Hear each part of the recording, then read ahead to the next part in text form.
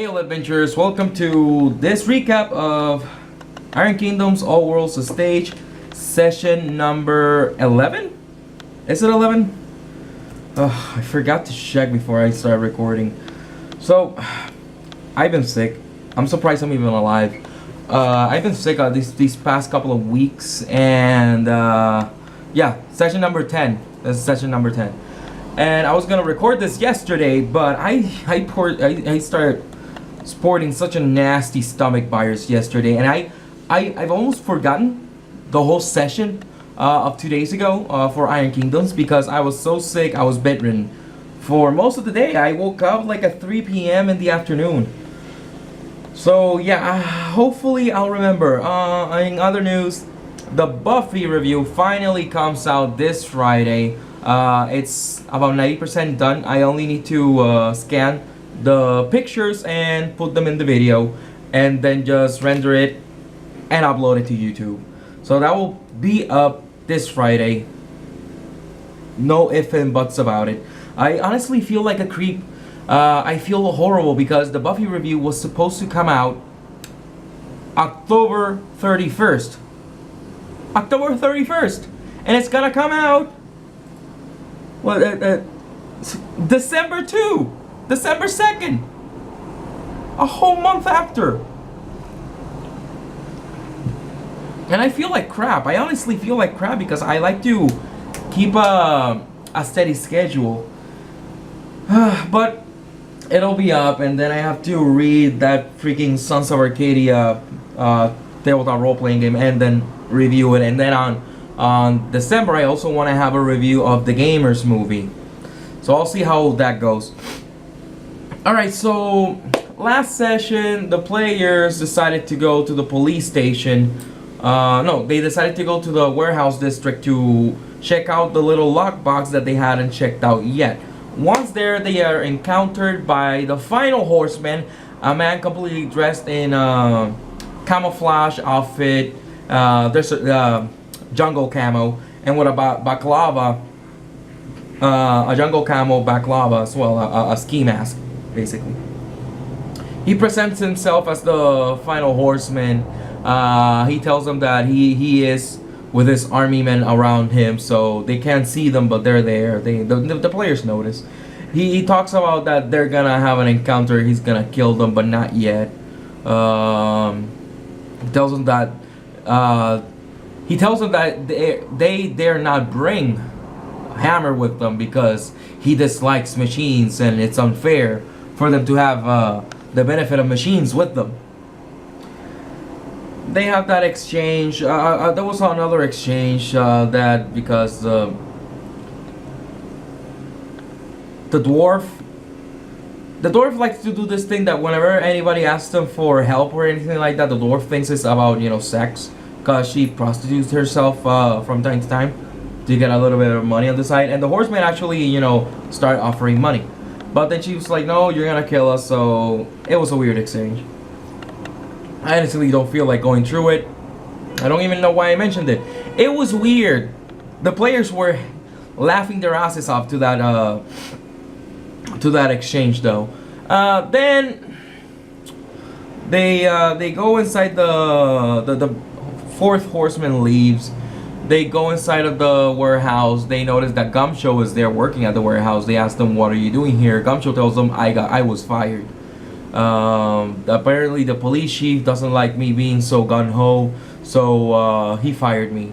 They're outraged. They go to the police station to ask for Gumshoe's guns because the police chief kept them. And they're, you know, that I mentioned before that I like scoring my whole campaign, you know, a theme song for every important NPC, for boss fights, for areas, and so on and so forth. I gave the police chief a theme the first time they met him. Then I gave the same theme to the fourth horseman, and then that was a couple of sessions apart, so I understand why they didn't catch on. But then I used the same theme when they went to talk to the police chief right there. I even used the same voice, the very same, very intense voice that he has. And I used that voice with the fourth horseman and the police chief. but they still didn't notice that it was the same person.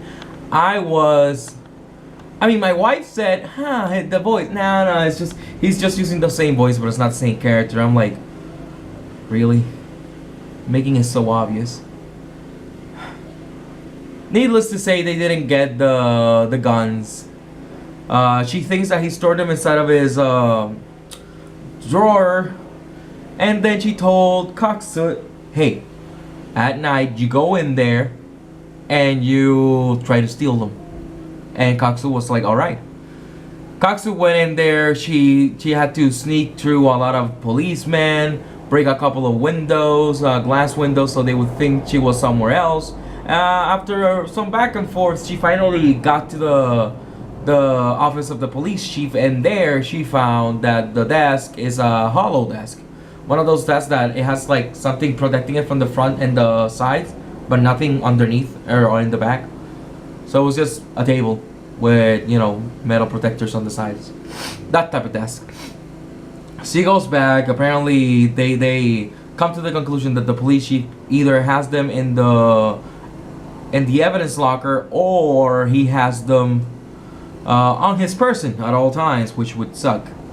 They receive a letter from Craster, their Arcane Order guild master, that there's gonna be a reopening of the Arcane Order because, you know, the front wall had been blown up, and they fix it and they're gonna have a grand reopening.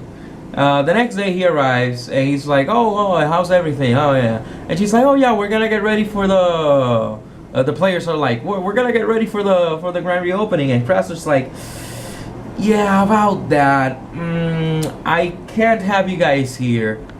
See, you guys have been causing too much troubles. You had a problem with Gil Goldenrod, and now Gil Goldenrod disappeared. So you guys are the prime suspects. So I can't have you here for the grand reopening. So, because I don't want the our new boss, you know, the new person that's pouring money into this Arcane Order, to know that you guys are still here. So I'm gonna give you these 2 tickets for a cruise ship, and you're gonna take a 1 week's vacation, all paid. Also, once you go to the cruise ship, you're gonna dock at a lighthouse. Go to the lighthouse, get the light refractor from the lighthouse, bring it to me because it's all burnt out. I'll send them a new one, but I really want that lighthouse refractor. And they're like, wait, is this vacation or are we working? And he's like, both. And the players are like, fine, but we want all expenses paid. And he's like, yeah, sure. And Costa's like, well, what about Hammer? And Craster's like, yeah, everything is gonna be paid for. Hammer's gonna be well taken care of. You can take him with you. And they're like, oh, okay, that's cool. But then Coxsut realizes, wait a minute. Is our new patron Adamant Senior by any chance? And Craster's like, yeah. And Coxsut's like, weird. Alright. Something that I forgot before we continue. At the beginning of the session, they were in front of the Adamant estate. There, they talked to Adamant. It was a really weird exchange because Adam was a little bit distant and a bit cold. He told them that it was because, you know, he had just arrived from the war. He was still a little bit out of it. He told them that his hair just grows that quickly. But they realized he never asked them in at any time. He never offered any drinks or anything. So they were weirded out because of that. Also, the kid was very silent. What the players came to the conclusion of was, these are clones. The original Adamant and Adamant Junior are clones and they're dead. Something like that, or that Adamant and Adamant Senior are older stages of the Adamant Junior clone. They came up with something weird like that. And I'm like, you know what? That's a really good idea, but I like what I'm gonna do more. So no, I'm not. They're not clones. I know my players watch this, but no, I'm telling you now, they're not clones. But the players, you know, they had a really good idea, thinking that they were clones because Gil Goldenrod had clones working for him, or a lot of lookalikes. So where were we? Yeah, that was at the beginning. After that is when they decided to go check the warehouse. Then they went to the cruise ship. They had a lot of fun in the cruise. A lot of rich people were there. I was actually expecting the players to take this as an opportunity to steal from people. That's why I told them everybody there is old and rich. And I am actually surprised that the players didn't steal. Because they weren't gonna notice, because they're so filthy rich, they weren't gonna notice a couple hundred gold crowns disappearing from their pockets. So that surprised me. That surprised me because the players are supposed to be predominantly they're supposed to be outlaws. So I honestly thought they were gonna steal from the rich people, but no, they didn't. So whatever. They still did a couple of Coxwood made a bit of money because a rich man wanted to touch and check out Hammer because it was so well done and crafted. So yeah, that was weird. They also noticed that Jedediah and Jennifer, the alchemists, were on the cruise taking a vacation and being together in a very cutesy way, very carnal way. They noticed that they're like, okay, they're together now. Then one night, the day before they arrive to the lighthouse, they wake up and they're in a rickety old wooden boat, and they see pirates all around them, and the pirates are like, oh, we're nearing the Orgothian castle. Orgoth was a group of people that took over in Moren, which is basically the campaign setting, hundreds of years before the campaign actually starts. But those guys are all but destroyed. They don't exist anymore. They might exist across the Great Ocean, maybe, but nobody really knows. And if they are, they're probably keeping to themselves because fuck these guys with robots. we believe more in magic than in robots. So, you know, they're saying, oh, the Orgothian castle is there, and when they get out, they see, instead of a lighthouse, they see a mound of land with a gigantic tower castle in the middle. Excuse me. Thank God. Alright, so the pirates are like, oh, you are our only hope to destroy these last Orgothians and give victory to Imoren and blah blah blah. They go into the castle. They're received by slaves of various races who tell them the master is awaiting you. Please go to the top and talk to the master. They go. I actually wrote down a couple of things for that tower. Then in the second floor was a lecture hall, and they actually get encountered by 3 Orgothians who ask them riddles, and they tell them, you answer these 3 riddles, you are able to go to the next floor. And the first one was, I'm the part of a bird that is not in the sky. I can swim in the ocean and remain dry. What am I? And they actually got it. Coxwood was able. The player actually got us. Like they were trying to guess different things, and then he said, "Wait, it's the shadow. It's the shadow because the shadow is part of the bird, but it's not in the sky. And when the bird swims over the ocean, it's on the ocean, but it remains dry. So it's the shadow. It's like is that your final answer? Yes." And he got it, and that was cool. Then the second one was born underground, raised by the sun, a host for the living, caterer of fun. What am I? And then we're going back and forth, back and forth, back and forth until my wife said, wait, it's a tree. It's a tree because the tree is born underground, is raised by the sun, it's a host for the living because birds live in trees, and it's a caterer of fun because kids swing from trees and climb trees, so it must be a tree. And she was right. That was really cool because I was gonna have them roll intelligence checks to give them hints, but it was really cool that the players were able to just guess them, use actual guesswork. Then the last one was just me having fun. What has roots as nobody does? What has roots as nobody sees? And Coxwood was quickly a mountain.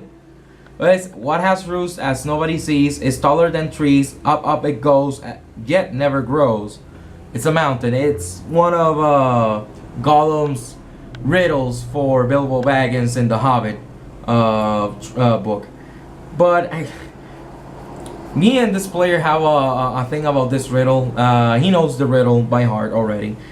And the last time he was asked this riddle was by another game master that thought he was being pretty cool, thinking of a riddle like that, but it's a really well-known riddle, and I know that this player knows it really well, and he had that experience hearing that riddle, being a dwarf, and just stating the answer really quickly, and then saying, "You don't ask a dwarf that riddle." And I wanted to have that same scene with him. And he says, "What has roots that nobody sees?" And he says, "Mountain." And the Argathians are like, "What?" And then Cactus says, "Don't ask that riddle to a dwarf." It's like, son of a bitch. That was fun. We had a laugh with that. Then in the third floor, they go to a laboratory. There they see a mutated amalgamation of different races that is asking for food and is hungry. And Coxu takes out a gun, and as soon as the monstrosity sees the gun, it attacks. They're able to quickly dispatch it. It was gonna hit them really hard, but it rolled crap in initiative. However, they could have skipped it and added it as an ally had they fed it. But they didn't think about it. Plus, he started attacking them because they took the gun out. Then they were at an observatory with a big telescope. Sterling looks over through the telescope. Then I asked her for a willpower test. She fails, and she's enthralled by the stars, and she can't get out of there.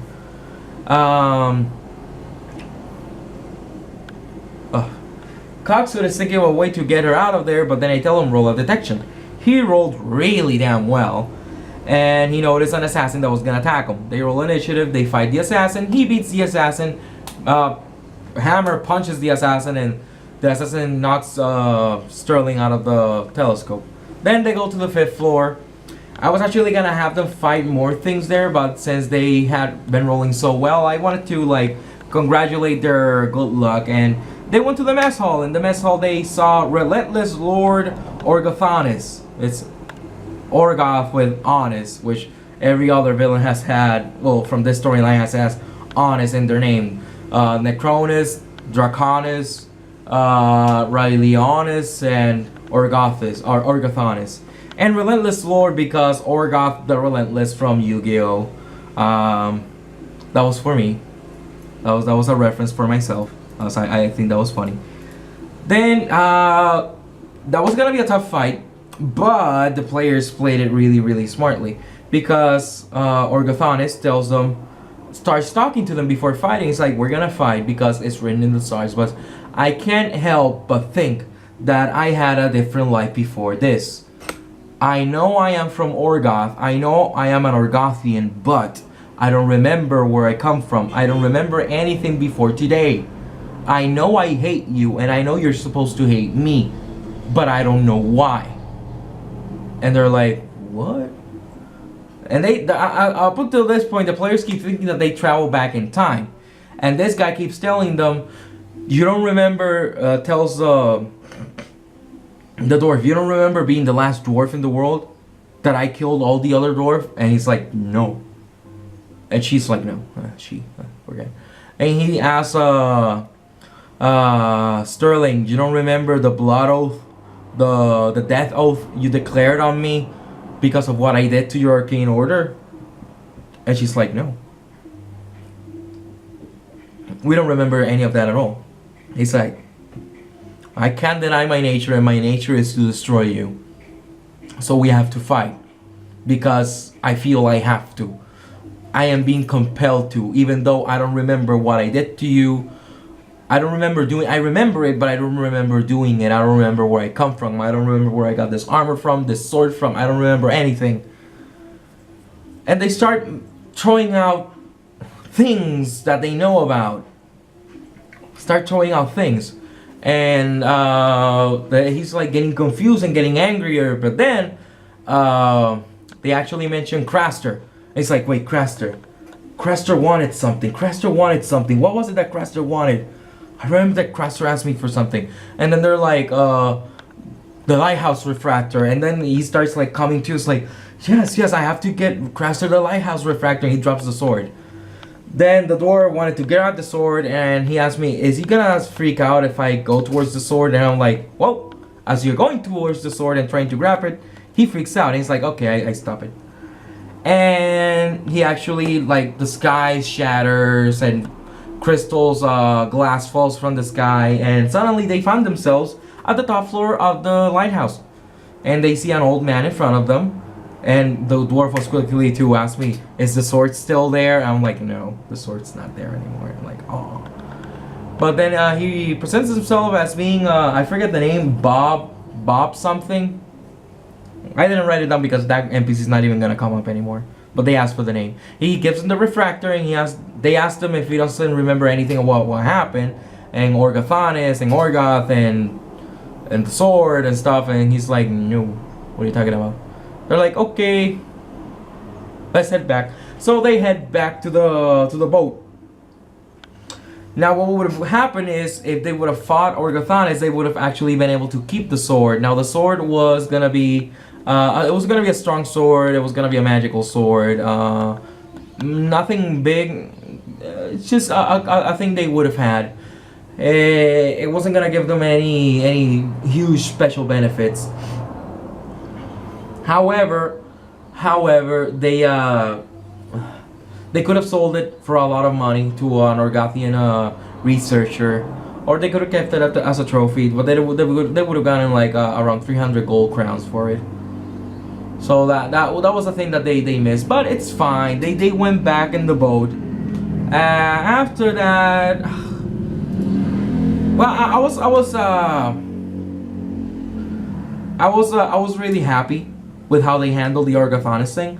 Also, if they had killed Orgathanis, they would have found the old man at the top of the lighthouse with scars similar to the ones that they dealt on Orgathanis. To, you know, again, cement the idea that these guys are turning into these people somehow. Now, I'm forgetting something. They go back to town.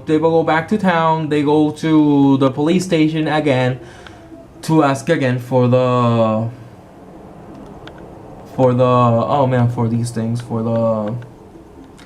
guns. Then they find out that in the couple of days that they were out, the police station has had an upgrade. It's longer and wider now, because they're combining it with the jail cells as well. They ask for the guns. The Donovan Cage tells them that no go. Here's where I'm drawing a lot of blanks because again, at this point it was really late. It was probably like 12 a.m. at this point, and since I was sick yesterday, I can barely remember anything about what happened. I remember that Sterling went to Gumshow's house. They had sex that night. Oh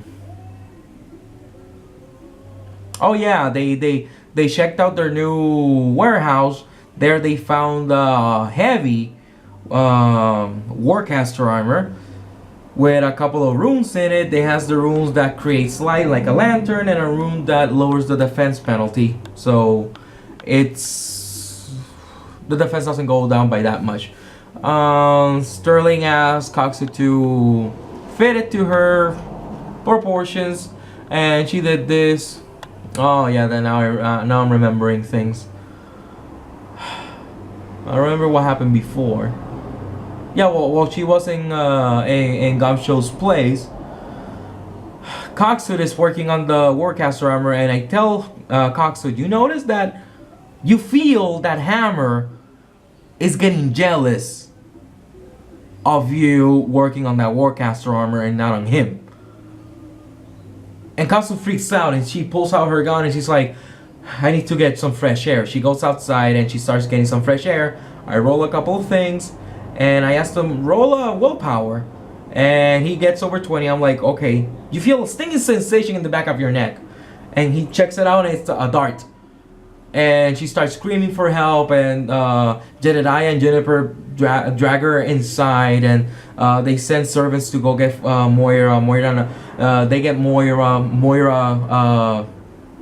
Sterling runs back to the Arcane Order, and they tell him what happened, and Jedediah checks out the dart, and it's like, this was sleep poison. Somebody wanted to kidnap you, apparently, and they're like, crap. Shit. Alright. They go outside, they use their detection skills to check out the trajectory of the dart. They go to some houses. They go with Sterling. It's Sterling, Cox, Jedediah, and Juniper. They go to a house. In the second floor, they find a rifle. That apparently that's where the dart came from. They keep the rifle. They're like, ugh. And they find a balaclava. And they notice it's the same balaclava that the guy from the beginning of the session had. So it's Donovan Cage's balaclava. And they're like, okay, let's go to the police station. Let's go confront this guy right now. And I'm like, excellent. Cause at this whole point, I just wanted them to leave Hammer alone for a while, and they hadn't up until that point because of what was gonna happen now. See, they go to the police station and they see there's a lot of people there. Well, let me first talk about what I originally wanted to do. So originally what I wanted to do was they were gonna have an encounter with Donovan Cage, and Donovan Cage keeps telling them that he doesn't want to face Hammer because Hammer's a machine. And if they had left this guy alive, Gil Goldenrod alive, he would have told them Donovan Cage is afraid of Hammer because he knows, he's read about what Hammer can do. And the idea was for him to be enclosed up behind some plexiglass and for Coxswain to send Hammer to break it, and Hammer was gonna break it, but then he was gonna put some explosives on Hammer and Hammer was gonna blow up and get completely eliminated. But however, what happened, I think what ended up happening was even better. See, they're going to the police station. They notice that a lot of people are going to the police station. There's a huge podium in front of the police station. There are police person, people circling the podium to make sure nobody goes on there. And they notice Donovan Cage and the mayor, Michelle O'Hara. And they're like, oh, well, what are they doing there? And Donovan Cage starts talking about how people get so conformist with their machines and with their mechanica, and how from now on mechanica is gonna be outlawed from Grand Selm, and everybody's gonna be able to marshal themselves. Everybody's gonna have their own weapons, and if anybody does you wrong, you kill them. It's the law of the bullet, basically. If you die, you were wrong. If you survive, you were right. It's as simple as that. And they're like, crap. And he says to usher in this new age, let's destroy something of the old age. And he takes out a tarp. He was covering something with a tarp. He removes the tarp, and it reveals Hammer is there. And they're like, crap. And Cox is like, this is a long shot, but with how weird things have been happening, I'm gonna go ahead and do this. And he shouts, Hammer, activate! And Hammer actually does activate, but Hammer was completely plastered with plastic explosives. And as Donovan Cage is gonna hit the explosive device to blow up Hammer, he takes out his blast shield, and the mayor also takes out her blast shield. They protect themselves, and I tell Coxwood that the last thing he sees is Hammer looking towards him, raising his hand, and its hand trembling. It's like its hand was trembling, and you feel that it was afraid at that moment, and then blows up. No more Hammer. Obviously, I'm not gonna cut away a player from half of his character, because half of his character is Hammer. He's gonna get a replacement next session, but I just wanted to leave them with that wow part. Oh man, stretching. That was the end of the session. That's where I left it. It's like the explosion of Hammer, and that's where I left it. And they're like, crap. What the hell are we gonna do now? Costa says, well, hopefully at least his cortex survives, because if his cortex survives, then I only need to find the body. I really don't know what the hell we're gonna do now without Hammer. Something that I forgot. While Moira was on her way to Gumshoe, she gets encountered by a man. He grabs her by the shoulder, and she turns around, and It's a man with really long black hair, almost down to his feet, with a black trench coat, black fingernails. The outlines of his lips are black, and he has black eyeliner, has black eyes.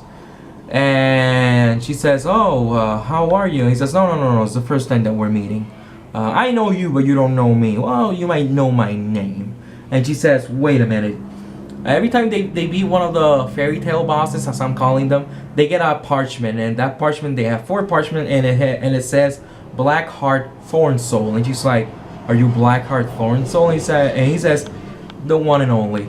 And he starts talking about, haven't you really questioned the fact that after you killed that necromancer, he reappeared as a skeleton lich? You don't question the fact that the dragon turned back into a human? That Howard Phillips was frothing at the mouth, and apparently he knew something about Nightmare Lord Rylionis? Haven't you been questioning anything? You've just been taking everything and just letting it happen and taking it in stride and just rolling with the punches, but you haven't really been asking the important questions. You haven't really been realizing what's going on. He says, "We're gonna fight, but not yet, because it's still not the right time for it." And she says, "Are you part of the four horsemen?" And he starts laughing. He says, No, not at all. See, what I'm doing is something completely different, but however, I'm going to show you that I am not a puppet. I am not just another actor in this play. I want to do my own thing. But that will come in time. And we'll meet again." And he just walks away. She gets weirded out. Coxo said, "I would have punched him at least." She's like, whatever. That was something that had happened in the middle of the session, but I had completely forgotten about it, but I remember, because again, it's been such a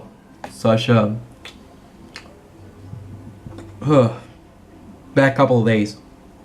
Still have to scan the Buffy book. Oh man, but I'm tired. I'm really tired. Can't wait for Christmas break, the holiday break. I enjoyed last night's sessions, 2 days ago, so anyways. The players did too. They told me that it was a lot of fun. They actually enjoyed the cliffhanger. And if the players know me, they know I would never like leave Coxo without Steam Jack. She's gonna get a Steam Jack. Well, she's gonna get a work Jack to be more specific, cause he knows that Gumshoe's been telling her, "I'm working on something, I'll let you know." And they know that his father's old Warjack was in the police station. So now he's thinking that maybe Gumshoe was able to steal it, and he's been working on it these past few days. Yes, that's actually what's been happening. But I know that that player, it's not gonna see this video during this week. Probably not. Yeah, probably not. And I know that my wife is not gonna tell him, because I do know that my wife watches these videos. Thanks for joining me. Thanks for liking and sharing this video. I'll see you guys next week. We are down to, oh man, how many sessions now? 1, 2, 3, 4, 5.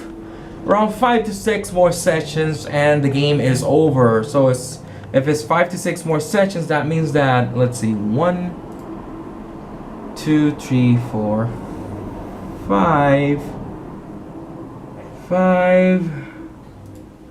6. Yeah, probably by January 6th we're gonna finish.